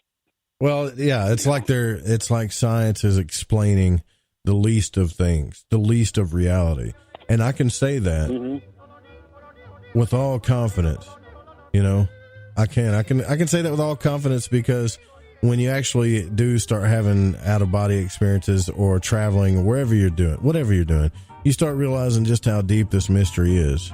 And what we need to do on the last segment of the show after this break is try to figure out how we can really experiment with this better. Because it needs just to be more than like me and Crow trying to figure this out. Because the one thing that we're trying to do is be able to travel to the same places together so we can come back and talk about it.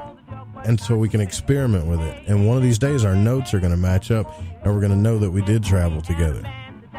Might be the first radio show to ever do that. We'll be right back. I'm a single guy, so I'll take you to an astral house at low repute. Hell yeah.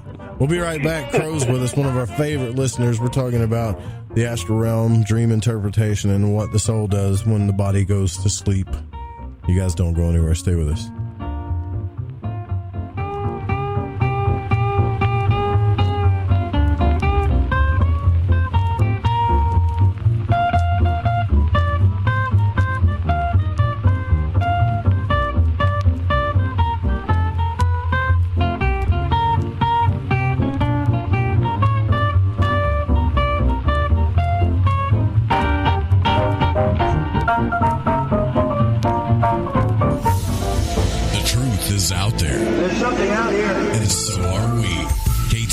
Digital Broadcasting, The Fringe FM. All right, everyone, this is Justin from the UK. Excuse the chitty. If you're into the Fringe and you want to hear the brass tacks, my old china plate, Joe Roop and his guests on Light in the Void will open your mince pies. You need to shut your north and south and use your 10-speed gears and listen to them bubble. You could hear a Barry Crocker, no Brussels, but he ain't no holy friar. Anyway, you beat a Barnaby Rudge and take a butcher's. Hey, Fringe FM listeners, did you know that when you're on the road with limited data or no Wi-Fi available, you can still listen to every minute of the Fringe FM by calling 701-719-3971. No smartphone app or internet needed. Saves your data plan and no extra cost if you have unlimited minutes. Call 701-719-3971. That's 701-719-3971. Listen to the Fringe FM on any phone, anytime, anywhere. I think by now we can get the information. I love magic, and on Lighting the Void, each and every week, you will get to hear shows about magic, mysticism, and many other subjects that stretch your mind and imagination. So when I got my mind on the magic and the magic on my mind, I listened to Lighting the Void on the Fringe FM. It's magic. May the gods look with favor upon you. You're wondering what we're going to do to you, aren't you? Hello, this is Vance Nesbitt. Take the time to expand your mind by listening to Lighting the Void with Joe Roop right here on the Fringe FM. Are you intrigued by Paranormal Talk Radio? You'll love the new Paranormal Radio app from TalkStream Live. You'll find a great selection of talk shows covering UFOs, ghosts, strange phenomena, and much more. Download the Paranormal Radio app now and start listening to the very best in paranormal talk entertainment, including the network you're listening to right now. The Paranormal Radio app. Free in Google Play and the iOS App Store. Introducing Shadow Light Tarot from Waking Canvas, the Fringe FM's new contributing artist, Eric Tesey. This hand-illustrated black and white self-published deck serves as a reinvention of the tarot, never before witnessed. Each of the several suits of this 88-card deck lineup form an infinite panoramic scene. Even the included visual companion guidebook is entirely hand-illustrated, cover to cover, with beautiful visuals and esoteric symbols and artwork. The newly released deck comes in a custom magnetic box with its own travel pouch. The Shadow Light Tarot Premium Deck and its travel-sized mini deck Wonderlight Tarot are both available now from WakingCanvas.com. If you use the code word FRINGE, that's F-R-I-N-G-E at checkout, you'll receive an extra 10% off your entire order. To discover more, including a free reading and time lapses of all the illustrated artwork, make your way over to WakingCanvas.com today. That's WakingCanvas.com. The Fringe FM loves hearing from you. Have a suggestion, comment, or question? We're all ears. Email talkback@thefringe.fm. Want to know what's on the Fringe FM? Check out our schedule at thefringe.fm.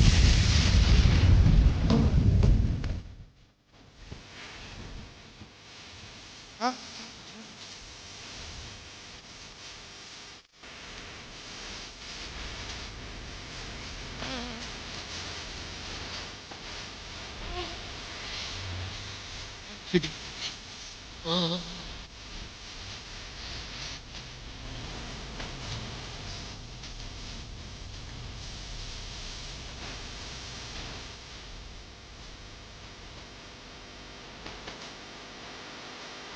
Alex and London is absolutely not talking about aliens whatsoever. Since we haven't brought up aliens and UFOs, I will say the Oumuamua story is back again in the news for the 90th time. Whatever this astronomer guy from Harvard is doing, I guess it's one of their top astronomers in Harvard. I think his name is Avi Loeb or whatever. I'm probably butchering his name, but he swears that this Oumuamua thing is something from an alien craft. That's all I'm really going to say about it, because it's got to be the 100th time that we've talked about it. There's nothing in the sky and space that the news is focused on, I guess, other than fast radio bursts and Oumuamua. Until we get some new news, I'll let you know. But I guess that asteroid that's going to destroy us is no news now, right? Yeah, and those asteroids are gone this time. No, it's back to the space rock. Yeah. Yeah, I mean, there's been a lot of UFO sightings. All you got to do is go to the websites and see that. But I don't know if these are ships, so more than they could just be interdimensional things kind of interfacing, you know. I wanted to talk a little bit about something, remote viewing, Crow, because I know that you get into that too. I don't know why remote viewing is not as cool to me as astral travel. It should be, but for some reason, the idea of being able to catch myself before I fall asleep, roll out of my body, and fly to the pyramids or something and hang out with you guys doing that is cooler than just sitting there, you know, doing an experiment to see if we all see the same picture. But I guess tapping into that would kind of matter. That would probably help. Do you think we should do that a little bit more so maybe we could enhance our astral travel capabilities? You can play around with it a little bit. It is different. It's using the mind's eye. It's not really a true out of body type deal. I like the out of body because I'm actually flying, and I know I'm flying, and it's cool, you know. With remote viewing, you're not rolling out of your body. You're using your mind's eye, which is unique in itself, and it is different, you know. For some people, it might be easier to pick up on remote viewing than it is the idea of trying to roll out of their body. For some people, I think it might be a little easier. I tell you, buddy, that is one of the freakiest things. Everybody's got their top freaky moments in their life. That is definitely one of the freakiest things that ever happened to me in my life. Rolling out of my body, sitting up, and you know what I told you, it felt like, crap. You know, I just woke up. Well, you know, I guess we're going to have to try it again. And so I'll lay back down and I'll go back to sleep and we'll try this again. And then as you turn around to lay back down, you're like, oh, what is that? You know, that's how real it is. That's when it's that real. To this day, it's such a unique experience. As many times as I've done it, a unique experience of rolling out of your body and seeing yourself laying there. I mean, it never gets old. Some people might get old. For me, it's still one of the coolest things I've ever seen. You know, and that's how I know when I astro, because it's not a dream. You know, when I've gone out with one of the guys in my school, I know it's not a dream because we're able to say this is what we did and this is what we saw. And I remember the first time when it felt like to really fly in that body. Guys, I'm telling you, there's nothing like this. This is not a dream. I don't care what anybody says. The top magicians of the world, whatever. That was something different. That was something different. That was something different. When you go through the wall or the ceiling, that change of vibration you feel, which is kind of cool. It's like a buzz. The way I remember flying, I don't know if you guys remember this, but I was reading a book by Samael Aun-Weor about dream yoga, and he had these practices that would help you do this stuff. And so in your daily practice, like as we are right now, I think we're in reality. Are we in reality, Crow, or is this a dream? We're in reality, right? That's the whole point. What is reality? That's what I'm trying to figure out. But that was the whole point of the book. You would go outside and you would actually try to fly. And I'm like, how the hell am I going to how am I going to fly? And so I'm outside in front of my house, like trying to fly up to a tree. And I look across the field and my neighbors are kind of looking at me like, what in the hell is this boy doing? You know, and pharmaceuticals, man. Yeah. Eventually though, when I rolled out of my body that first time, that's the first thing I did. I said, oh, hell, I've got to go outside and do the fly experiment. And when I did, it was like I locked on to something like the tree or the tree limb. And if I locked onto it, I could pull myself towards it. It wasn't a feeling like flying like a bird. I could just pull myself towards things. Kind of a weird description, actually, but that's how it felt like. I used to have these dreams where I'd be standing there and I'd put my hands out and I'd channel my energy through my hands, and that's what would, my hands and feet, the chakras, and that's what would get me my lift. So the next day I'd be outside and I'd be cheeing up and I'm trying to do the same thing physically, you know? I'm like, oh, this isn't going to work here. You know, it's kind of a trip because you try it. You want to see if it works. Yeah. Yeah. And did you ever run into any beings that had different energetic colors? Even though I know John of God said that people have different energy. So did Michael Newton in Journey of Souls. That's a big thing that I've ran. That's one parallel I found, is that when people do actually tap into the out-of-body state or even in between live states, they talk about how we all have different colors to us, our energetic colors. But I have not seen that in the astral realm at all. Have you? I haven't myself. I've seen creatures of different colors, but I haven't really seen an energy field around them as a different color. I can usually pick up on somebody's aura color just by feel. I can see somebody's aura. I can see the glow, the halo, depending on how strong their aura is. And just the instincts, the intuition, whatever you want to call it. I can feel if it's a red or a green or a gold.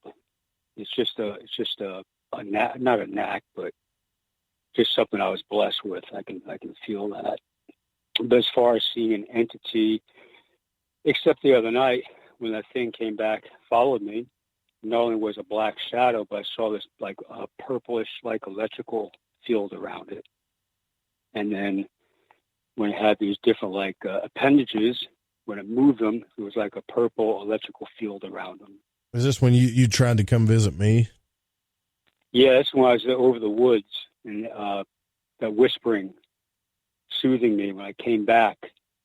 And then I was in bed and I couldn't move, and that thing was at the foot of my bed. And I understand, or I know it wasn't a dream or just from the paralysis or whatever was going on. I felt like somebody holding me down. It actually felt like something holding me there. Like I said, my son came in my room. He saw it. Well, I got to tell you, if you saw a lattice, like you were saying, like lattice and sinks outside, maybe a few couches, possibly some roadkill, and, you know, maybe some chairs, lawn chairs, aluminum cans. You were probably around my neck of the woods somewhere. You might have landed in somebody else's house because it's redneck out here. That could be. That could be because I was somewhere. I mean, it was like, okay. Well, Joe, you need to clean your yard up, man. When you see when you see real furniture out in the lawn or in the woods, you know you're around Joe's shack somewhere. Well, that's what tripped me out because it's like an old kind of porch I was on. And I was like, this is kind of cool. I mean, it was actual like old sink, like wash sink outside and like porcelain. And I had a bunch of, like I said, a bunch of cups on it and stuff. I saw somebody inside look like they were doing dishes. Well, you weren't at my place. I don't do dishes. It's nothing but paper cups and Dixie cups around here, boy. I got 2 plates, man, so I don't have to worry about much. No, but you did describe, old cars in the yard, definitely, for sure. But you did describe a lot of, you might have been in my neighborhood. You never know, man. You know? Could be. You just didn't come far enough down. Well, you got like a lot. I'm sure where you're at, you have a lot of woods because I was going through a lot of woods. Unfortunately, yes. It was like a 2-lane road that I was flying over. And I come down close to the ground, and it was a lot of undergrowth, a lot of briars throughout the forest there. You don't have a lot of evergreens either. It was more like trees with no leaves on it, what do you call them? Oaks, hardwoods. But yeah. Yep. That's what it looked like. It was kind of a trip. I bet you got close, man, because what you're actually describing as one of my neighbor's houses, I think. I'm pretty sure. So you got close. Well, have to check it out, man. Have to do it again. Keep trying. But I had a unique experience. Go ahead. If you make it in the studio, I'll give one thing away. Okay, just one thing. Look for a big Jimi Hendrix poster. Okay. That's all you got to look for. All right. And that should give it away. And then, but if anybody does this, they're gonna have to tell me what else is in here. And if you're on the newsletter, then you guys, you've seen some of it, but you haven't seen the whole thing. This thing is in 3 sections. Okay, so you got to tell me some of what you saw. Well, if I get that in my mind, at least I'll know I'm in the right area. Then I can give you some clues, or I can tell you what else I saw. That way you would know. Somebody said, Joe, if you walk in the door, is your bed to the right? No. You guys could be landing in other people's houses, man. That happens, Yeah. This realm is chaotic, but we'll figure it out. I've had people see me before besides the other night. You know, I was telling you I was over in Europe somewhere where I scared the hell out of the guy outside that pub. I've had people notice me before and kind of freaked them out. And I was like, I don't know how I wound up in your house, man. I'm sorry. Just out there traveling around. If you haven't gotten a newsletter since July, then something's wrong. You need to check your spam folder. I had somebody actually talk about that in the Discord chat where they weren't getting newsletters or they didn't sign up right. And these emails, they think all the stuff is spam. Or you can check your email settings because we've had a couple of newsletters since you hadn't had one since December though. But I know who's opened their emails and who hasn't. I can see it. Yeah, I think the last one I had, you had the books, I think, attached to it. I gave away some books. I'll do that again too on this next one. Right on. Yeah, so I sleep during the day. There's no bed in the studio. I don't want you guys up in my house, but if you land on my house, that's fine. But if you come out to the shack, there's some stuff in here that's unmistakable. And the weird thing is, if you read Robert Monroe's books, you might get something wrong. It might be a different color, or you might interpret it as playing cards when it's actually envelopes. I know you read that part, right? Mm-hmm. So, oh yeah, that stuff happens. That was very interesting. That was interesting. I'm almost embarrassed, though. I don't know if I want everybody to come flying out here, you know? Well, you know, I was told, I've heard it in my house before I had my house. It sounded like somebody breaking dishes. I mean, someone crashing. And I asked my teacher, I said, man, you know, it sounded like somebody broke a chandelier on my kitchen floor.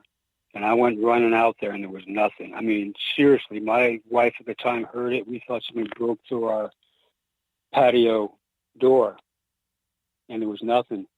And he explained to me that sometimes when people astral and they come rolling in hard, it'll actually sound like glass breaking. Damn.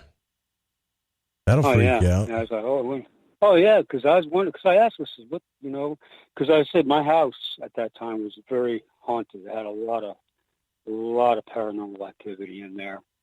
And I thought, well, shit, man, someone came through and was trying to break stuff up on me. But he explained to me that if you land wrong or you land too hard, he says at times it'll sound like, you know, a crash, like breaking glass or somebody dropping a glass pitcher on the floor.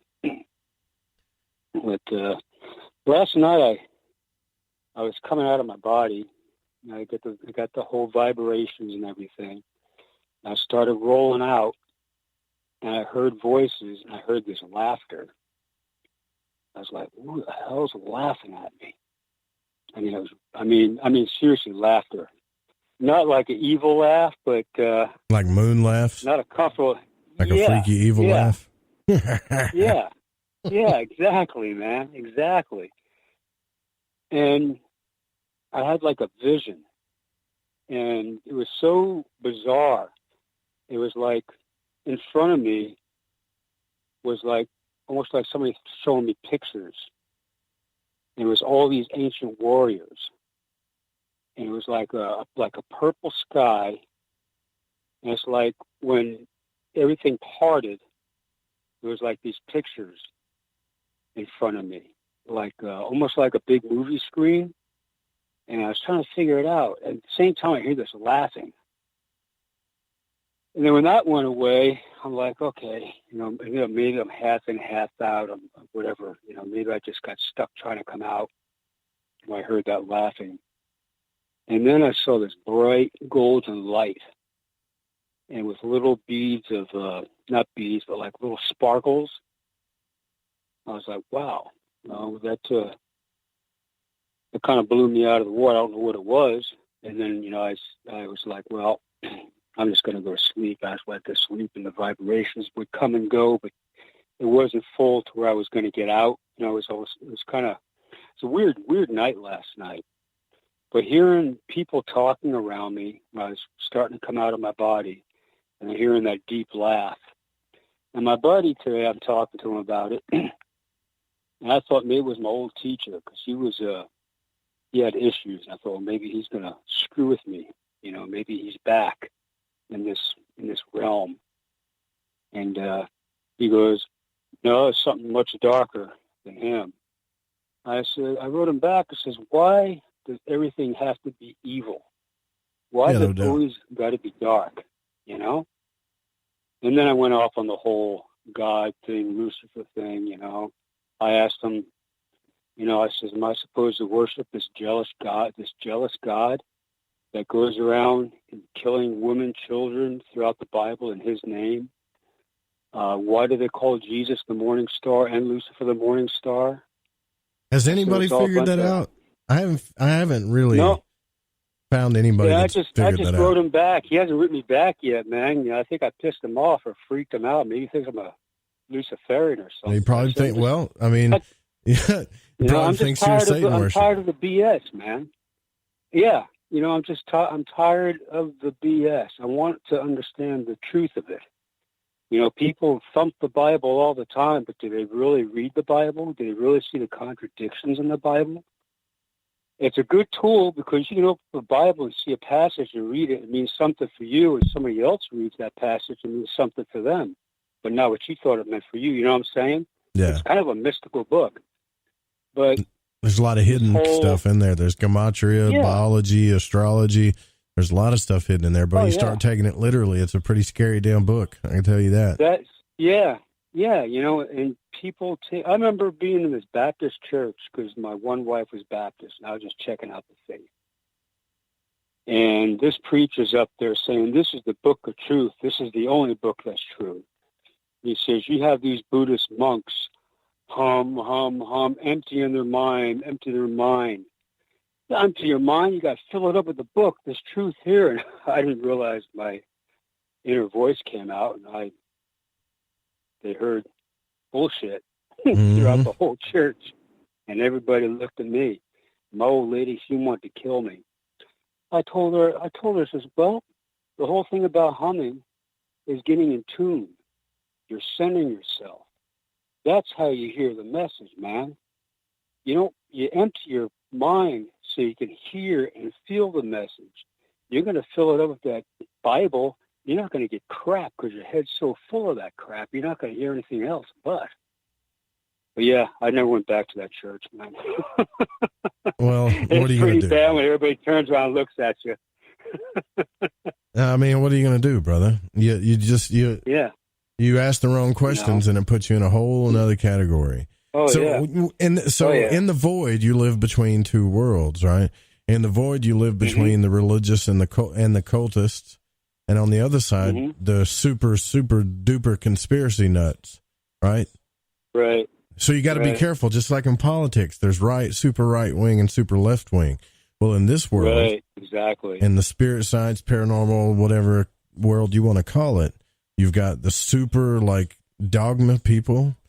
And then when you push too far onto the other side, you've got people that believe in every damn conspiracy known to man. They don't know how gullible they are. We don't know how gullible we are right now, you know. So I'm just saying, let's get real. Careful. We have to be careful. We have to think for ourselves. Yeah, some of these conspiracy theories are really cool to listen to, very intriguing and very entertaining. And then there's some of them that I think about going, yeah, this guy's right on the money, man. I can see where this is happening, you know. But I think a lot of it is, too, is many of us are searching. We're searching for anything. And something sounds good, whether it's true or not, we'll latch on to that because that's what we want to believe. We want to have that sense of belief. Right. And we want to be with other people that belong and believe in that sense of belief. So we kind of get, you just got to be careful. Yeah. Well, speaking of which, I got to be careful I don't go over time here, man. I appreciate you coming on tonight, Crow. It's been fun hanging out with you again. We got to roll out of here. We got 60 seconds, man. Thank you, brother. Well, it's always good. Man, it's always good talking story with you guys and my fellow void walkers out there, man. Hell yeah. I'm a geek and a freak. We all are. And you guys, tomorrow night, Mary DeCina is going to be on. We're going to have our new moon show. And don't forget that the Secret Teachings with Ryan Gable's coming up And also that this show is produced by the Fringe FM and cannot be rebroadcasted without written permission. Duh. And music was by Chronox, old music from the public domain, Guitar Man by Bundy, and all of the other stuff is by Space Station. We'll see you guys tomorrow night with Mary. Thanks for hanging out. Good night.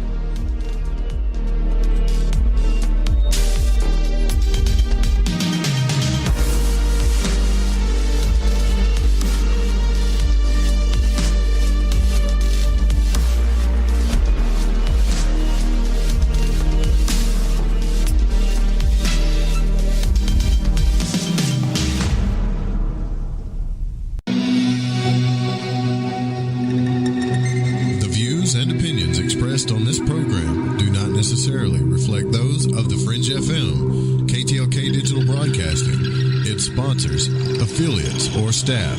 Listener discretion is advised.